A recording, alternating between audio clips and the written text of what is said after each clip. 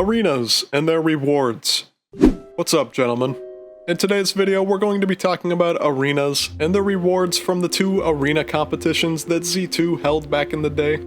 First off, let's just talk about arenas itself. The feature was originally implemented in the 4.5 patch where you could build the combat arena, and it basically served as the hub for a new branch of the PvP system.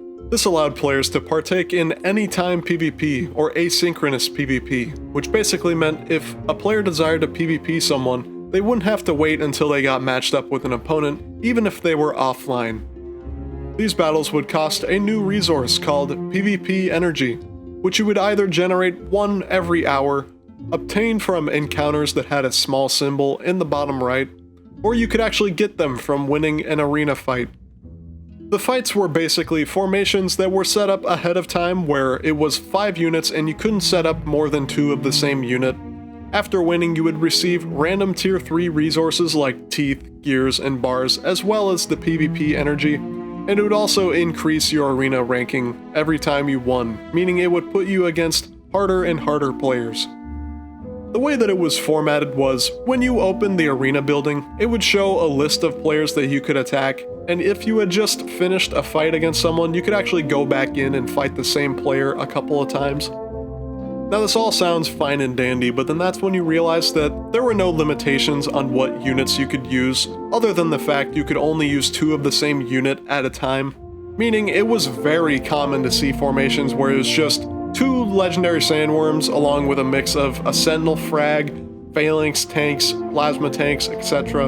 And for a lot of players this was super boring because it was both really fucking difficult and extremely monotonous. But even in this state, Z2 felt like it was ready for guild-wide competitions where, similar to invasion competitions, guilds would basically compete to gain arena points to obtain rewards and prizes on a leaderboard which included tier 3 resources, nanos, but best of all, boss strike units and exclusive arena units that were fucking insane.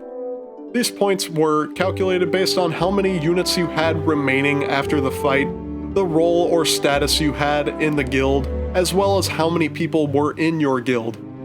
In total, there were planned to be anywhere from 10 to 20 of these competitions, but that got shysted because the game ended up getting shut down in 2016, so there were only 2 competitions that occurred where, in the first competition, each player in the top 2,000 to 51 guilds were given bars, gears, skulls, and teeth. Then the top 50 to 11 guilds received the Monger alongside the tier 3 resources.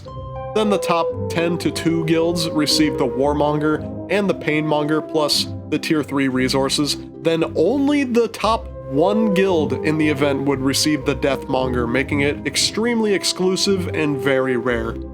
In the second arena challenge, the top 75 to 26 guilds were given the Killshot, as well as the Thundercloud F10 and a Winged Mammoth, along with 200 to 250 nanos and a bunch of tier 3 resources. The top 25 through the 4th guilds were given the Killshot, the Deadshot, 250 to 275 nanos, plus the tier 3 resources. Then the top 1 to 3 guilds were given the Killshot, the Deadshot, and the Hellshot, plus 275 to 300 nanos, plus a bunch of tier 3 resources. But this was nice because they were a bit more generous with the top prizes, because instead of 1 guild getting the best prize, it was actually 3. Now in this next part, we're going to be talking about the exclusive arena units, starting with the first arena challenge with the 3 Monger units. The first was the Warmonger. This unit was a soldier or infantry unit, and even though it was the easiest to obtain for this event, does not mean it was bad. This unit had 3 attacks, with the first being a 1x4 shotgun shot that placed 5 shots randomly across all 4 spots, that dealt extremely good damage with 10% armor piercing, but had an insane crit chance against soldiers and just a high base crit in general of 33%, which is very nice. The next attack was another shotgun shot that had a 2x2 pattern that once again dealt amazing damage with 15% armor piercing and even better crit rates and crit bonuses, plus removed the RNG part of the attack, so it was very consistent. The last attack was a Riot Shield Bash that dealt very solid damage with a 25% chance to stun and had fantastic crit rates and crit bonuses. The health on the Warmonger was also very good for a soldier, getting up to 730 health and armor combined at R6, along with having amazing resistances.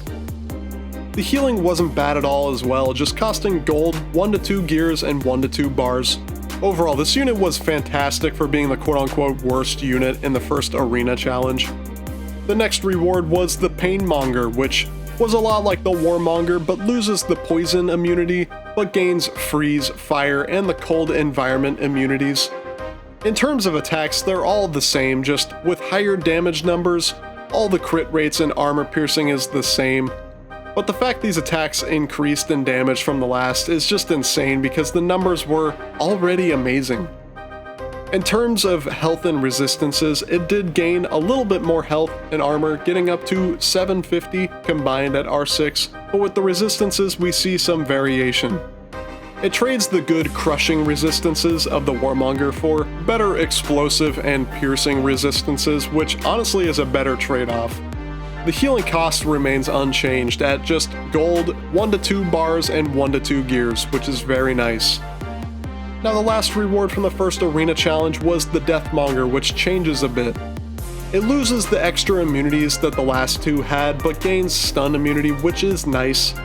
And in terms of attacks, they are a bit different, with gaining better damage and better crit rates with the first two shotgun blasts. And the Shield Bash gains 5% more chance to stun, bringing it up to 30%, which is nice.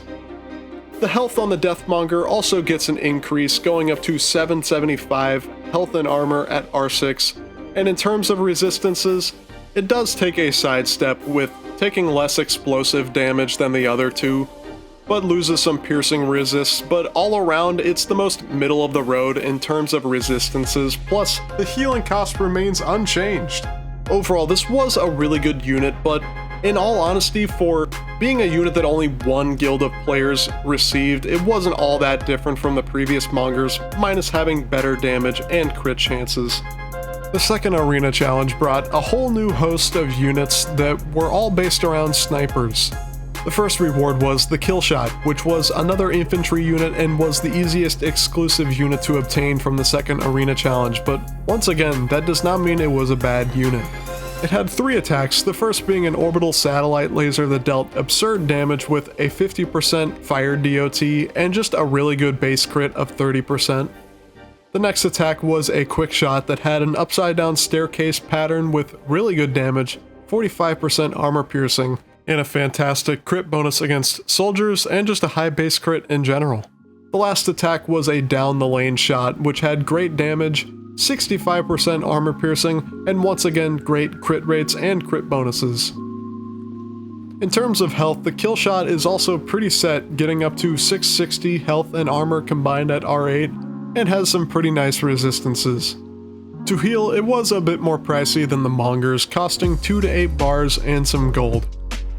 Overall, for the first of its type, this unit already looks amazing, and it's crazy that it only goes up from here. The next reward was the Deadshot, which, just like the Mongers, is pretty much the same unit as before. It keeps all the same immunities though, but has more damage with all 3 attacks, with the crit rates and armor piercing remaining the same. The health, however, does get a bit higher, getting up to 690 combined at R8, which is nice, but just like the previous batch, the different tiers of these units play around with the resistance numbers a bit, with the Deadshot having better piercing and explosive resist, but loses a bunch of the crushing resist, which honestly is a worthwhile trade. The healing cost also remains the same, with 2 to 8 bars and some gold, which is nice. Overall, this is definitely an upgrade with having better damage and better resistances, but it's not too different from the Killshot. The last reward that the top 1 to 3 guilds in the second arena challenge received was the Hellshot, which, just like comparing the Deathmonger to the other Monger units, does have some differences. On the first attack, it does gain a noticeable damage increase from the Deadshot, plus has a better crit rate at 35% instead of 30%.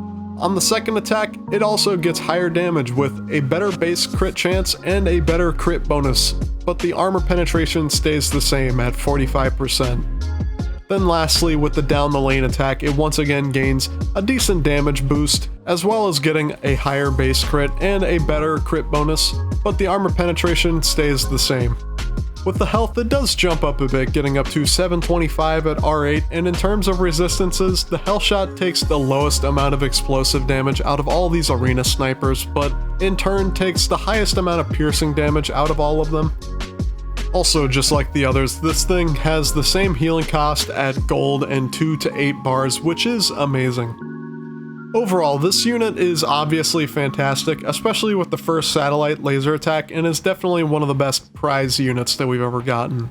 In all, arenas were an interesting part of Battle Nations towards the end of its original life, and even though it was very bullshit for high-level players, and a big chunk of it ended up being kind of repetitive, it was still a big step for the game, and I'm sure if there was more time before it went down, it would have evolved to be more balanced, but to be honest, who knows? Thank you guys so much for watching this video, and thank you so much for 600 subs. I really hope you enjoyed this video, and if you did, consider dropping a like or a sub. With this new update on the horizon, there will be more videos on the way soon, so keep your eyes out for that. But I hope you guys are having a great day, and I'll see y'all later.